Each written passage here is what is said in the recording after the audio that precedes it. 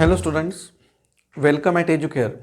This is Vinod Bihani, and in this chemistry session we are going to see meaning of electrolytes and electrolysis. In the chemistry, the chemical substances are considered as electrolytes which can conduct electric current in their molten means fused state or aqueous state if they are considered for current conduction, or they can ionize and their ions if can conduct current, that called as electrolyte. And those substances which cannot conduct electric current, they are called as non-electrolytes. Now what are the electrolyte? Then the example, electrolyte that consider all acids, all bases and salts, while non-electrolytes are generally the covalent compounds like organic compounds. Then types of electrolyte, that is strong and weak electrolytes. What are the strong electrolytes? All strong acids, strong bases and every salt is considered as strong electrolyte, while weak electrolytes are all weak acids and weak bases. Strong electrolyte completely dissociate to give the ions for the current conduction, while weak electrolytes are very slightly ionized or that considered as almost non-ionized. Then the meaning of electrolysis is the next topic.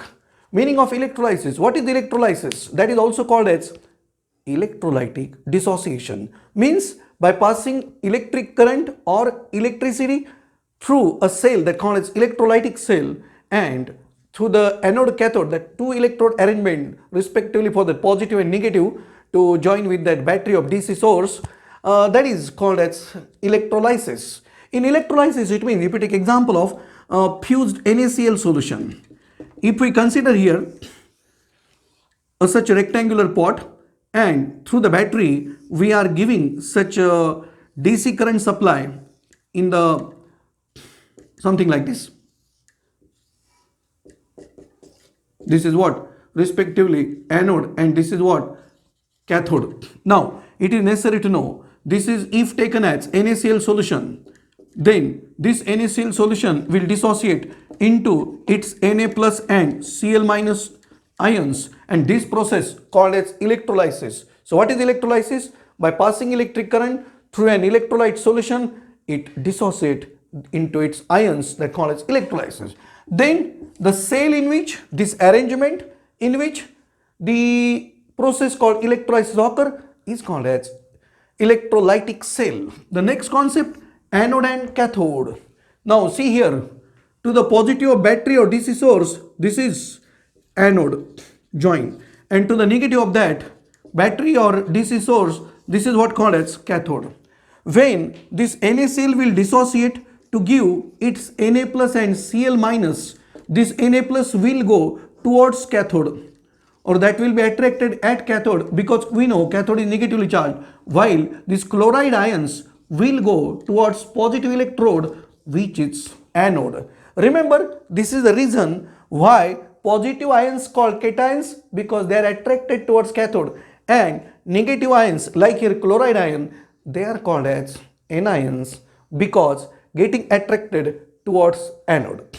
Then oxidation and reduction reactions, remember, respectively always that occur at anode and at cathode. Means this sodium ion will get that reaction occur there, Na plus is formed by the loss of electron, that is oxidation, and oxidation always occur at anode while reduction occurs at cathode. What are the uses of electrolysis? Electrolysis method is used in the metal extraction when electric current is passed through the mineral or ores of those metallic sulfides, carbonates, hydroxides, then we can get from their mineral ore of metals by electrolysis. And there are other uses of electrolysis like electroplating, that is the deposition of the layer of one metal on the surface of another, that is also the application of electrolysis. Very important next, Faraday's first law and second law of electrolysis. Michael Faraday, one of the very great scientists, a very great chemist and physicist as well, he has given in case of electrolysis two important laws.